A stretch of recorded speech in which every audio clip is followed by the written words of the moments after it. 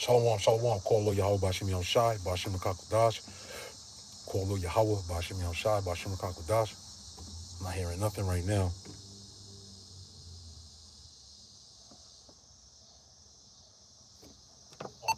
There we go. Kakudash. Call Lord Yahweh Bashim Yom Shai. All praises to Yahweh Bashim Yom Shai, Bashim Kakudash. Double honors to the apostles, the bishops, the elders of Great Millstone. Shalom Abaharium. Yahweh is the name of the Heavenly Father, which is the God of Abraham, Isaac, and Jacob. Which is the God of Abraham, Isaac, and Jacob. Bahashem, which means in the name of Yahweh Shai is the name of the only begotten Son, who was sent to deliver the children of Israel from their sins. Bahashem Rakak Wadash means in the name of the Holy Spirit, which is the volume of the book, the Spirit of Truth. Shalom Abaharium, peace to the elect. That's the men, women, and children whose names are written in the Lamb's Book of Life, who's ordained to be delivered in these last days. Shalom to you all. All right, and the name of this one is going to be Protocol. Learn from your previous mistakes. All right, we should learn from our previous mistakes and in events that took place where we fell and bumped our heads, you know. And then it's crazy because I was actually telling somebody today how pain is a good thing. You know, if you got a bruise or, you know, you have a discomfort in your body, then, you know, people would take a leave, they take Tylenol, they take particular things to try to alleviate the pain. But the pain is good because it lets you know that you're alive. It lets you know where the problem is, okay? And I say that to say because we can't forget. We can't forget, all right? Just because things get patched up, just because things, you know, are moving afloat in a particular direction, we can't forget, all right? There was instances that happened in times past, and I'm going to say it, all right? There's an instance in times past where the guy that was formerly the head of Trinidad, not the brothers that in Trinidad today. This is going back. This is probably like 2014, 15 maybe. All right. And then prior to that, you know, the guy came into the truth and, he came around and he was calling brothers up for money and asking for money. And, brothers out of their sincerity and kindness of their heart, they lend to the brother. But brothers didn't know that he was basically running a scam on brothers' emotions, playing with brothers' emotions. And it came to pass, and it had found out, right? When they got found out, the apostles put in an order, all right, to where if money was to be allocated and brothers needed help and funding for particular things, that you had to go through the proper channels for that to occur.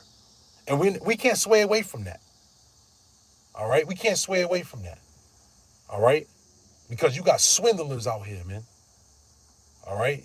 The scriptures tell you, and and this is actually a land back off the elder Karatazaba here in Baltimore, the head of Baltimore, right?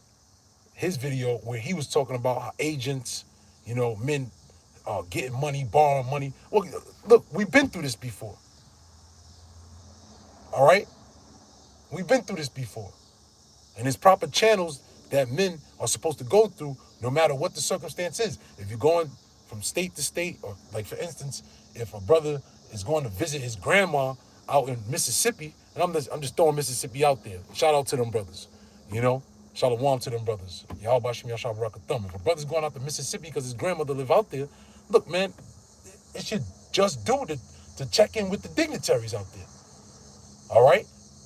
You don't just go somewhere and you pull up and I'm out here, but you got brothers across town or whatever the case is, and you just willy-nilly in that city.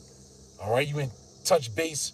You didn't contact your heads to contact their heads. All right, because that stuff like that happens. Because brothers out of state don't know the discrepancies and the everyday matters that go on in another state. So if a brother come into another state and you just pop up, it's like, yo, whoa, what the fuck? Nah, you got to go through the proper channel. You got to hit up, talk to your elder to talk to their elder, and so on and so forth. That's the point of protocol. Keep shit tight so there's no loose ends. And this is how men get manipulated, get swindled. That's the point of order. And that's why you have the police force in America, bro. All right? You have the United States military on earth, although it's wicked, you know, and their policies are against the scriptures and it's not righteous, but they have that in place. All right? When you have, the police officers, you run a red light, you don't wear your seatbelt, you do something that's disorderly, there's consequences for it. And then you talk to the officer that'll bring you to the judge, and the judge could lock you up depending on how serious the situation is.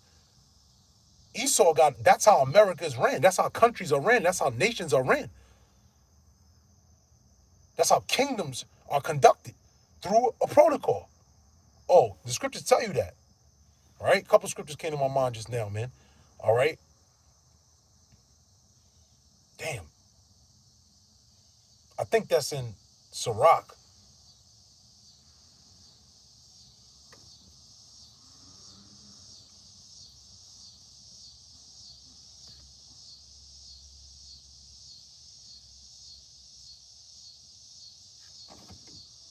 Let me see.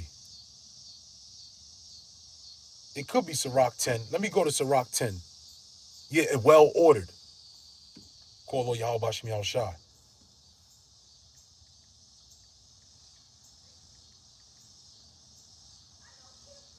It is Sirach 10 and 1, right?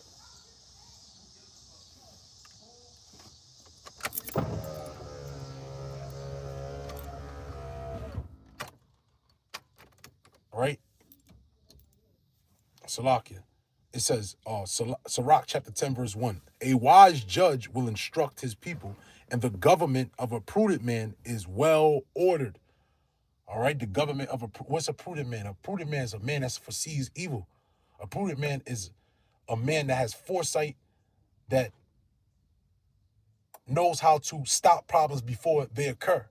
And that's the point of order. That is the point of protocol. To put a lid on boiling water, man, if you will. To put a lid on something before it spills over. All right? Let me go to the book of 2 Corinthians chapter 6. I believe 2 Corinthians or 1 Corinthians.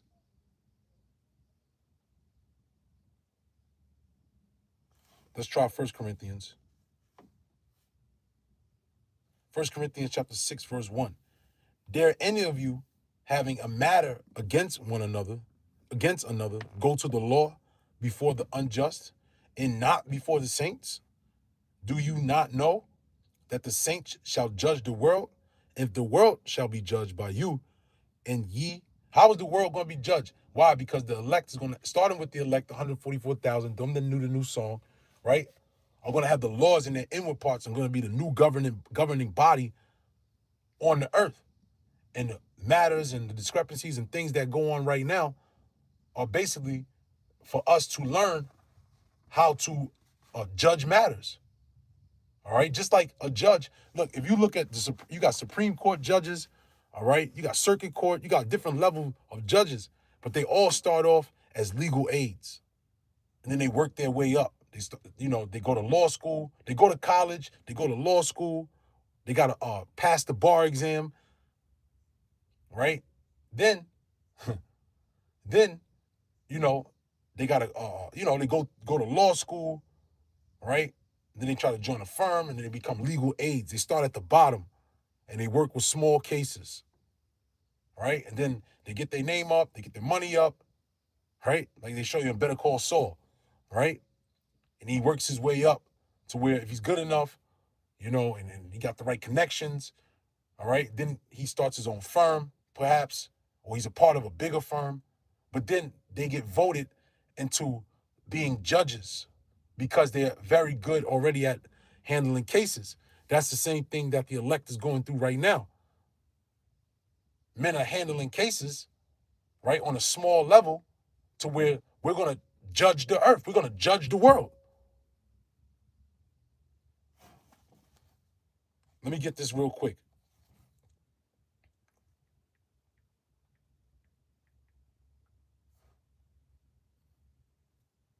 This is Proverbs chapter 25, verse 2. It is the glory of the Most High to conceal a thing, but the honor of kings is to search out a matter. That is the duty of a king, right? I did a video a while back. It's still up, right? On talk about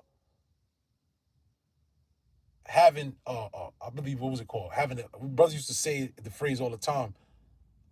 Having a king's mind frame, having a king's mentality. You know, you know, the king's mentality is based upon wisdom and instruction. All right, having prudence, knowing how to judge, not royalty, not diamond rings and flashing jewelry and stunting. All right? No, a king is a judge. A king is a man that structures the people with wisdom. Okay? So I'll read that again. I'm reading the NLT. It is the Most High's privilege to conceal things and the king's privilege to discover them, right? Yahweh Shem Yahshua Barak Thumb, right? It's the king's duty to discover mysteries, to search things out. You look at the prophets, all right? I think of Daniel the most, right? Scriptures say that Esau's wiser than Daniel. So if his wisdom was compared to the showcasing of what Esau has now, that means Daniel's wisdom was basically one or two under Solomon. You know? Daniel had a high level of wisdom. But what was Daniel known for? Searching out matters. All right? Daniel was known for searching out matters. All right? Daniel sat that's why he sat as the president in a province in the Persian Empire. And he sat in a high seat in the Babylonian Empire. Because he was good at searching out matters. And you see, while we're on the topic, the way he addressed those particular kings. Right? Nebuchadnezzar, right? And I believe it might have been Xerxes. I forget what king it was during the Babylonian Empire. I'm sorry, the Medo-Persian Empire, right? The name escapes me right now, but you can see how he addressed the matter. Oh, you see that with Zerubbabel, right? Who was it? Not Zerubbabel that comes to my mind. Nehemiah. How he addressed the king when he wanted to build the temple, right? A part of protocol is your approach. All right? Because you can have the answers, you can know, the right thing to do and everything, right? But if your approach is wrong, then none of it matters. All right? That's why the scriptures talk about applying skill. Okay? Let me get that real quick.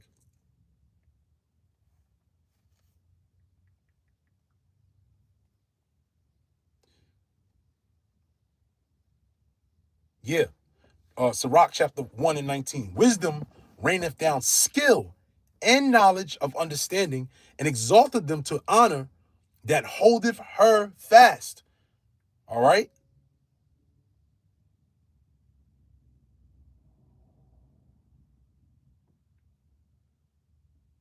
Okay? So that's the point on that. But let's go back to 1 Corinthians 6. Right?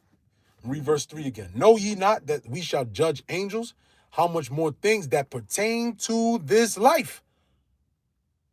Okay? It says what? If then ye have judgments of things pertaining to this life, set them to judge who are least esteemed in the church.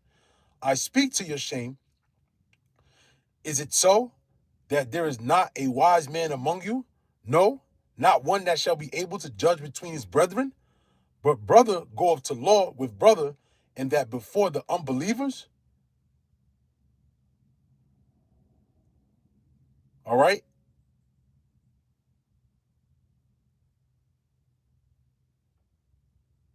But that's the point.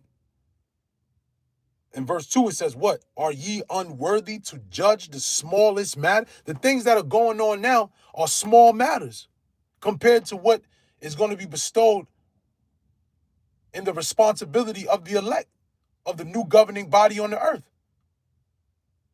However, if you follow the protocol, you follow the instruction in which we have been given by the apostles and elders, the apostles and the bishops, on down to the elders of the regions and the camps. You follow instruction, okay? You would work within the protocol. You avoid bullshit. You avoid discrepancies. That's something, and what it really boils down to is the proper channels of communication. Just communicating overall. Bringing men together to communicate. The scriptures tell you, it says, to provoke one another unto good works. Right?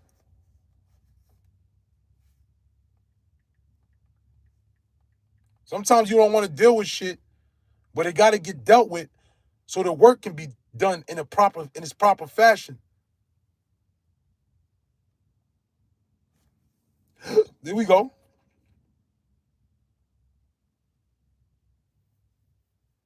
Hebrews chapter 10, verse 24. And let us consider one another to provoke unto love and to good works. Let me look up that word provoke. Sometimes you got to provoke situations so the good work can come out.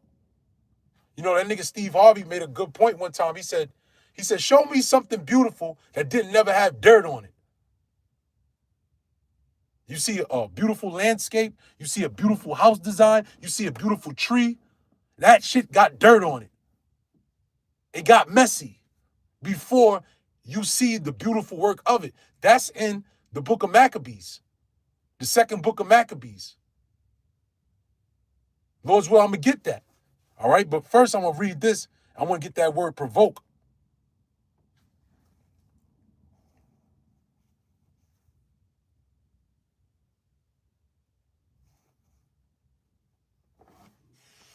Strong's G 3948. Paraxusmas. Paraxusmas. An enticement, irritation. Look, that's the spirit. 14 people watching, 4 likes, 144. Call y'all Bashim y'all shot. The scripture it's talking about irritation. All right? Sometimes things are irritable, but it's necessary to go through it. All right? Yeah, we want to sit back with our feet up, sipping a mojito, right?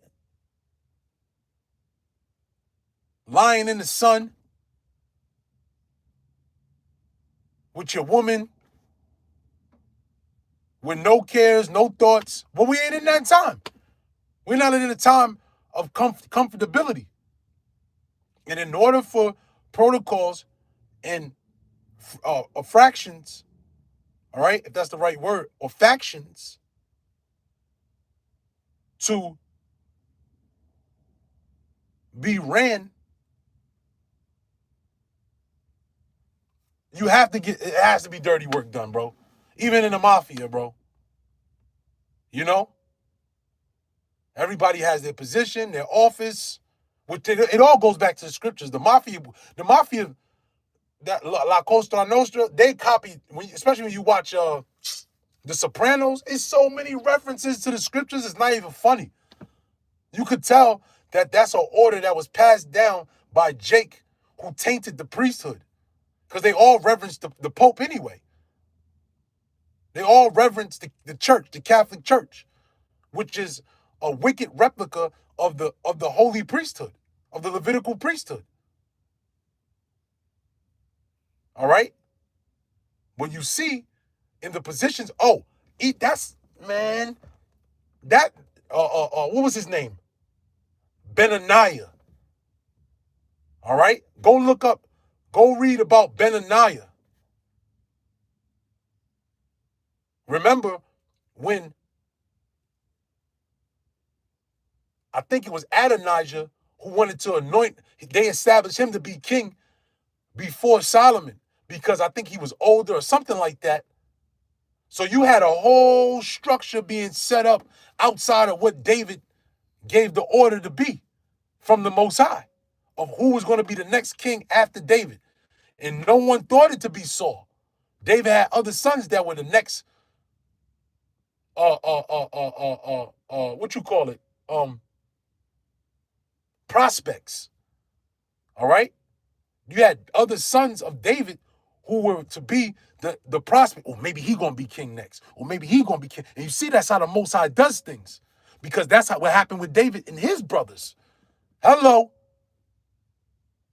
Remember, Samuel came to anoint all of David's other brothers, but Jesse was like, I got another son, but he over there. But going back to the story of Benaniah and that whole situation, when David, what did he do? He called Benaniah and he gave him a checklist. He gave him a hit list on who and what needed to be done and who had to get deleted, who had to get kicked out the city. Law was laid down for Solomon's kingdom to be established by the hands of the man Benaniah. Right? Some men got killed. Some men got cast out the city. Like the dude, he was the priest, Abiathar. But he told him he had to get rid of Joab because Joab was unruly. There would be no peace if a person like Joab was still around. He'd be knocking niggas off. Joab was a person that showed no mercy, essentially. If you did anything wrong, you had to go. But in order for peace, you got to show mercy. Because the scripture tell you, says what? Mercy ruleth over judgment. Okay? But the point of the matter is, David left a laundry list to clean up, for a cleanup, so that what? There could be peace in Solomon's kingdom. So that the temple of the Lord, the house of the Lord, could be built. All right?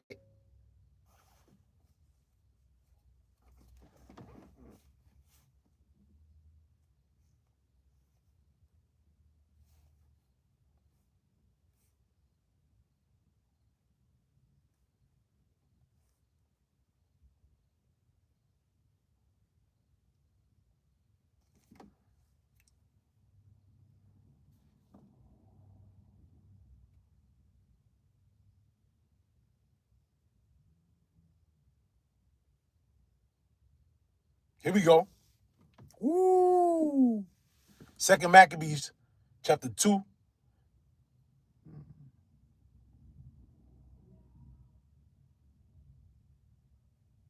Okay, 2 Maccabees, chapter 2, verse 23.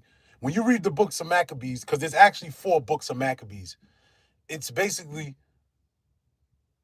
called an abridgment, in which this is what the author of the Maccabees is going to explain. Right? So they just took the key components of everything that transpired during the Hellenization period of the Jews in Jerusalem and Israel and abroad. So they just took out the key points. But let's hear what he says on how these books were comprised that we have today. And you got Christians who got some nerve not to go into this book. Don't no Christian come up to me. Don't talk to me if you ain't read the book of Maccabees, bro. Don't come to the camp. Don't ask no questions, nothing, until you read the book of Maccabees. I'm not answering no questions on salvation unless a person read the book of Maccabees. Because John Uzick, all these different these so-called theologian professors, and they write these books about the Bible, and they give their opinion on scriptures, and they're held to a high regard. But you can't read the book of Maccabees? I got nothing for you, homie. All right? We got nothing for you. Okay? Where's these lights work? But it's all good. It's all in the spirit, man. Word going out. You know? Word is going out. Boom. So, 2 Maccabees chapter 2, verse 23. All these things I say, being declared by Jason of Cyrene in 5 books, we will essay to abridge in 1 volume. For considering the infinite number and the difficulty which they find that desire to look into the narrations of the story, for the variety of the matter, we have been careful that they that will read may have delight, and that they that are desirous to commit to memory might have ease, and that all into whose hands it comes might have profit. It reminds me of that saying that basically hard times, you know that saying, hard times make easy moments, roughly paraphrasing. Basically, when people grow up hard, they make it easier for the next generation because they went through the bump and the grind and the hard times, and they buy the big house and their children grow up in that. So they don't know nothing about the grind. They just reap the benefits of it. And that's what is being explained in regards to the narration and the authorization of the book of Maccabees. We did all this hard work so you can have ease. And see, let me say this too. And that's why we're appreciative, brothers that came in the early YouTube era, right? We're appreciative of what the apostles had done and how they were bringing out the work. And then later on, you got the camps that were established. And see, a lot of times, and I'm talking about protocol and how things are set up and how everything's ordered the way it is now. It wasn't always like that. It was a lot harder for brothers to link up with one another. There wasn't no smartphones. There was more toil. There was more bump. There was more grind. Just for brothers to link up. Brothers used to link up at the library. That's how I came up. Oh, y'all going to the library? I'll meet you at the library. We met at the library. We called each other on the phone. There wasn't no FaceTime. There wasn't no Uvu at the time. Yo, where you gonna be at? You wanna come through? And then brothers didn't have cars. Brothers didn't have jobs. Brothers were still living with their parents. I'm talking about who you calling elders today. In a lot of the cases of these different camps. But now you got certain men that roll up that basically reap the benefits of the hard work, which is cool. I'm not complaining because the lot is the lot. We all receiving a penny, that same penny at the end of the day. But be appreciative of what you're a part of. Just like, again, the apostles, they were going to the libraries, going to, getting almanacs and encyclopedias before the Blue Letter. Before the Blue Letter app. You can just, let me just go on my phone and look the word up. And that's what, you got these Google prophets out here, bro. Jake never read the stories. Don't know nothing about the chapter you read, and you calling a precept, and you swearing up and down you know it, but you know nothing about the chapter that you bringing out.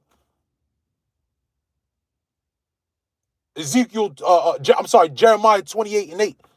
How many men out there know about what's going on in that chapter? The prophets that have been before us and that they of old prophesied against wars, evils, and pestilence, against kingdoms of war, evil, and pestilence. Why is Jeremiah saying what he's saying? All right? You should know that. But Jake or Siri, hey Siri, hey Alexa. My bad, bitch. I didn't mean that. Well, whatever. I was being sarcastic, but there you go. You see how easy that was? Scriptures pop up. Now you got AI. I guess AI in the spirit too now.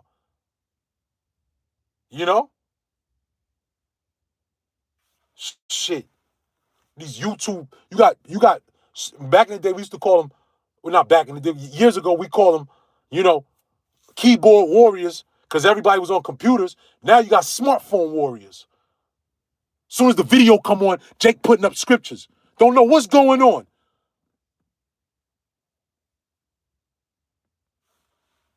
Jake, Lottie, not for nothing. You got to know what you involved in, man. Not for nothing. All right? All of us. So let's go back. 2 Maccabees chapter 2. Right?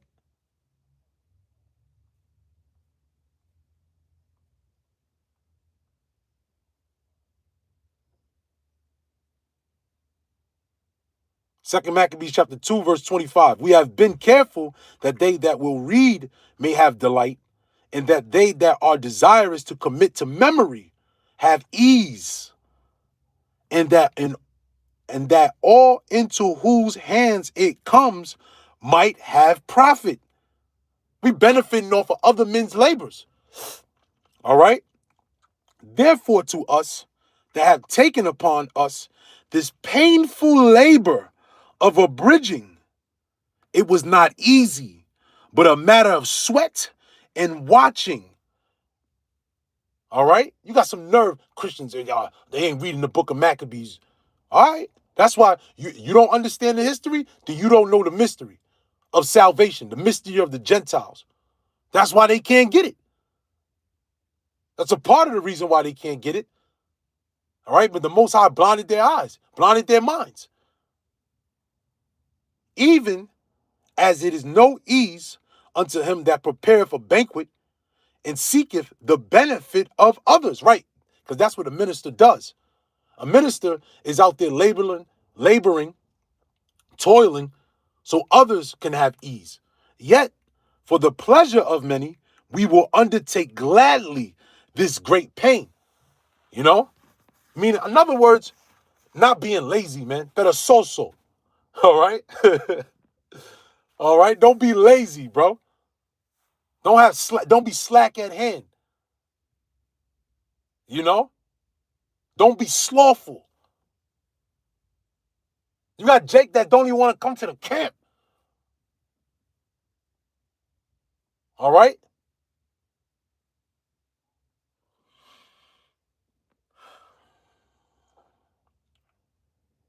It says what? Leaving, you got brothers out there that physically don't have the ability. Legit. There's a brother out here in the DMV area who legit can't make it to the camp. He tithes. Brothers communicate with him. But he keeps the Passover with brothers. He's involved more than fucking niggas are able, man.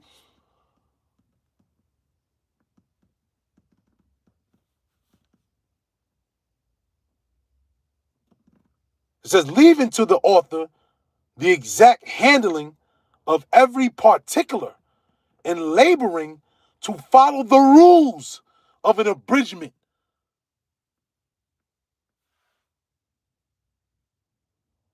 I got to get that word abridging.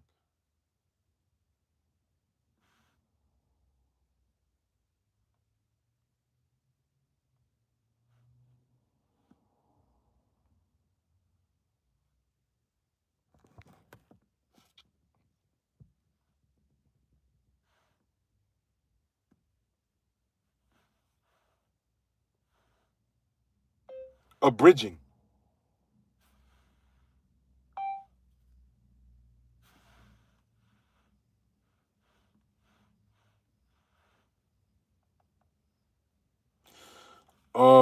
Abridged 1300th century. Abridgen. Making sure to shorten, condense. Abridge, diminish, shorten, make short, low, little, shallow. Yeah, man. There's deep waters in this thing, man. And you got men that make it easier for men to be afloat. You know? Going back, 2 Maccabees chapter 2, verse 29. For as the master builder of a new house must care for the whole building, but he that undertaketh to set it out and paint it must seek out fit things for the adorning thereof. Even so, I think it is with us, right? Because that's what you have. You got you got contractors. They'll demolish a whole, do a demolition on a whole house, gut it all out. Cabinets, flooring, insulation, the joist, everything. A whole knock it all down, all the way down to the foundation. And then build a whole new house. Deck it out, make it all look good. New windows, new siding, new doors, everything decked out. It ain't even for them. It ain't even for them.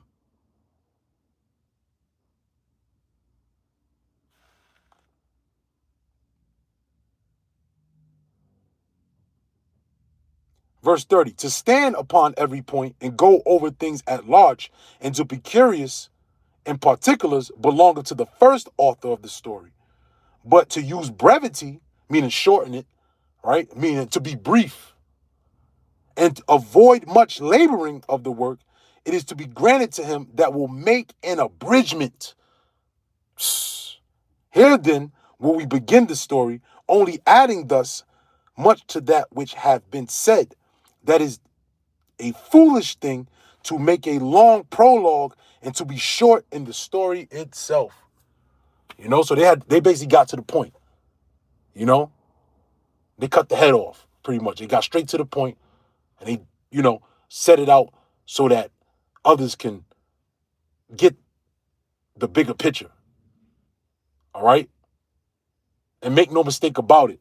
This thing of ours that we're in, the men that came before us, did a lot of the heavy lifting to make it easier for brothers now. So be appreciative of what you're involved in and the protocol that has been established. Because you're a part of something bigger than you. All right?